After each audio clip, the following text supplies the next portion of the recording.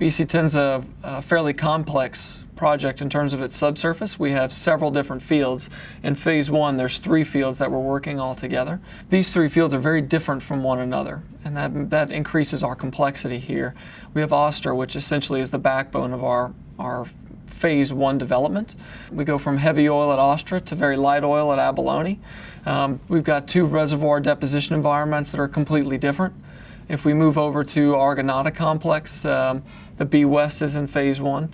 And it, again, is very, very different. You're in a position where you're even heavier oil in an area that doesn't have a lot of stratigraphy and a lot of incline to the formation. The geology of the Campos Basin is such that you've got mountains right near here, Rio, for example, where they're almost 1,000 meters above elevation, and where we're drilling is about almost 2,000 meters below sea level. So the sand has basically moved about 150 miles or 200 kilometers from these mountains here all the way offshore, and they've traveled into the BC10 area for tens of millions of years. One of the markers we're using in the BC10 area is called the KT boundary, or the top Cretaceous.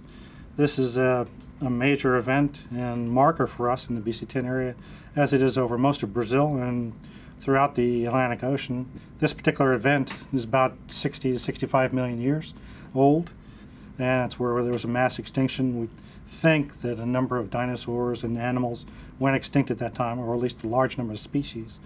And above that zone, as you get younger than, say, 60 million years old, we get into other sands that we've discovered at our oil field.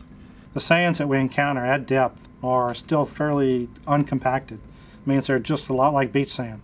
So if you consider going out to the beach and then trying to dig a hole in the beach sand where the waves are coming in, the water's trying to fill that hole in, basically the sand and water basically just sloughs or drops right into the bottom of the hole. What we're trying to do is basically, as we drill these holes, we're trying to hold that back. As we go through these wells, we have the opportunity to acquire data in terms of putting tools down hole, accessing things through electrical measurements, through nuclear measurements, actually taking physical pieces of rock and fluids from the well, and actually sending these to labs and getting data analysis run on them. One of the great technologies that we're using here at BC10 is the ability to geosteer. Essentially, that means being able to reactively place the wells in the subsurface. Now, the way that we're doing that now is using a deep resistivity azimuthal reading tool. What does that do for us? Essentially, as we're drilling these wells with standard tools, we can only see a couple of inches from the tool into the borehole. With this new tool, this deep reading azimuthal resistivity, we can see 3 to 5 meters out into the formation. And what that allows us to do is stay within our reservoir with greater ease. So as we see non-reservoir approaching, we can steer away from that. And that optimizes the productivity of our wells. And we've brought in new technology, and we've set ourselves up to succeed. I think that from a subsurface standpoint, being able to deal with that uncertainty is obviously overcoming a challenge.